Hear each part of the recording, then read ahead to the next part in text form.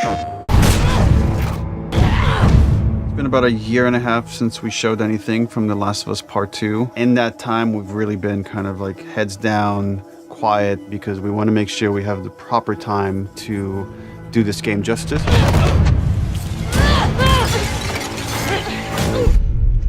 It's definitely our most ambitious in scope game that we've ever made. We really wanted to wait until we had something awesome and new and exciting to talk about because we've been so mysterious. Outbreak Day has always been a way for us to communicate with the fans about The Last of Us. It was like the day the outbreak happened in the fictional world of The Last of Us. And once we had this opportunity to line everything up for Outbreak Day, or in this case, kind of an Outbreak Week, we decided to put out a story trailer with the date of when the game's coming out, and then show the press actual gameplay, let them get hands-on with the game. We're always trying to strike a balance of getting people excited for this game, show them a bit more of a glimpse of the themes this game is about, the cycle of violence, this idea of how far would you go to exact revenge to bring justice to the people you love. And then we also show that Joel is back and you get to see him for the first time. What the hell are you doing here? You think I'd let you do this on your own? So we're coming into that first demo in wintertime where snow covers much of the ground, much of the buildings, all the surrounding areas. We see what's life like 25 years after a pandemic has wiped out most of mankind. We pick up Ellie, who was 14 in the first game, is now 19.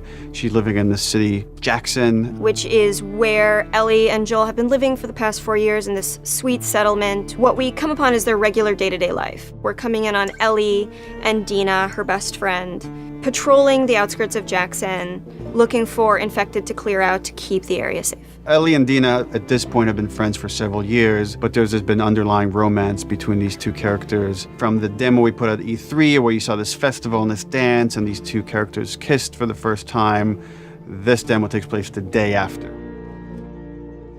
And then over the course of the level, they encounter some truly dangerous things.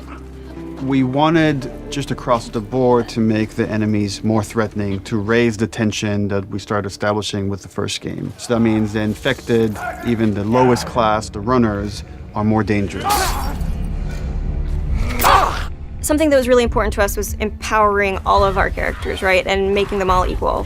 Ellie, as we saw in the first game, is incredibly capable, but this is a world where you need to be capable to survive, and we wanted to empower everybody. And the way that reflects in combat is, Dina is way more effective. So when we have Dina going out, while she may seem the less hardened character, she knows how to use a gun, she knows how to stealth, she knows how to kill a clicker as well as Ellie.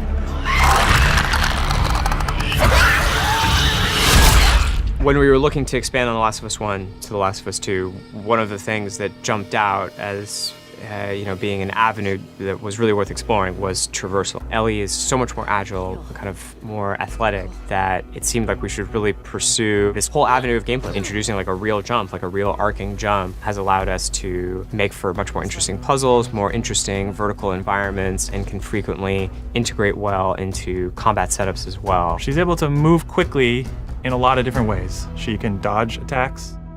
She can squeeze through, we call them squeeze throughs. Oh, looks like I could fit through that. Oh, I can fit through that, that's cool.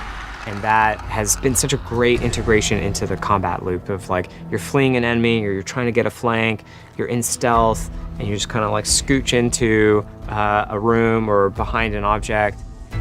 In The Last of Us, you kind of rely on your weaponry. Like, they're frequently the difference between life and death. They're with you for the entire game. A lot of the gameplay choices that you make are based on how you use them, how you evolve them over time through your upgrades. We really wanted to give an opportunity to look at them up close, to interact with them physically. And so the workbench seemed like the ideal place to do that. I think over the course of the level, just talking about the tech for a second of just a snowy environment, we've got all the deforming snow stuff you'd expect, brushing by on horseback a branch and the snow falling and collecting on the horse, like all these things you would expect in a realistic grounded world. We have this weather, the storm kind of kicks up.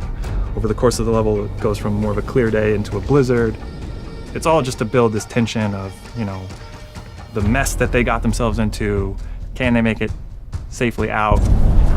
Dina, where are you? Eventually, they end up in this old abandoned library, and it's in this moment where Dina really pokes and wants to get the ball rolling on this flirtation, wants to bring down Ellie's walls. And they kind of reveal to each other how much they like each other. You're infuriating. Have you met you? And then we have a second demo that the press played that's like much later in this story where Ellie started going down this road of revenge. She finds herself in Seattle, pitted against this group that controls the city. Called the WLF. They're kind of a little bit like a militia that has taken over the town, and they have a very zero tolerance policy on people who are not from Seattle, kind of intruding on their space. And she hears over the radio that a male trespasser has been spotted, and she knows that the WLF are closing in on him. And so we find her negotiating this abandoned hillside suburb. And she's running into this new enemy type of guard dogs that the WLF are using. Dogs have a new sense of perception to bring to the table, which kind of puts this really interesting wrinkle on stealth gameplay, where so far you've been dealing with sight and sound, trying to stay out of sight, trying to move slowly to be quiet. But now with enemy dogs, you have to worry about them picking up your scent trail. If you go into listen mode, you can see, we have a visualization of that scent, so you can see like when the dog is sniffing you and where it's going. You can throw bottles to distract the dog off of your scent, and it just adds this extra tension. The second part of the demo, even though you're fighting mostly human enemies, we're introducing one of our new infected classes, the Shambler. And the Shambler is kind of a lumbering, tankier enemy that can take a lot of punishment. They'll kind of chase you down and try to get towards you and then burst and leave behind one of these lingering, corrosive clouds. In the demo, we have this mini boss fight, and that class happens to be a stalker. It's a class between runners and clickers. It's a class that can hide and run away, and we wanted to do a lot more with them in this game. And because we have this evade mechanic, you can kind of go toe-to-toe with someone, and we can have these boss fights that we weren't able to have before. So you guys can go back and forth and exchange combos and evade each other and slam each other onto like desks, and we can now render all these physics objects, and it's all done in service of just grounding you more in this world, making you more immersed in this fight and feel like Ellie is barely surviving by the edge of her abilities.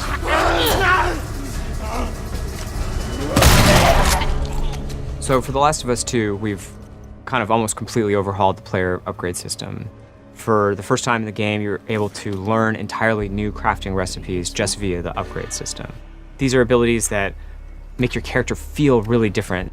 You are really able to pursue the playstyle of your choice and kind of make the Ellie that you're playing your individual Ellie. We designed the whole experience to be something where it's a balanced stealth experience where you have a lot of tools to escape, you have a lot of tools to evade, you can entirely stealth past everyone. Got something.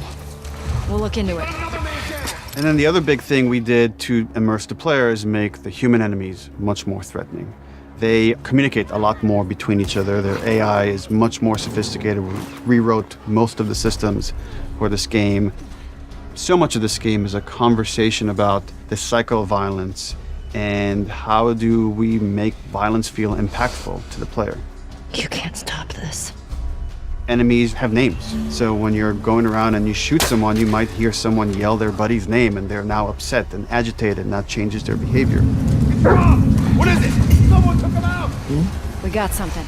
To make a fully realized world, to really honor the impact of this violence, you have to honor every person in it. Nobody's a hero here. The demo is 2 to 3 hours of the game. You're seeing 2 different seasons, 2 different times of the year.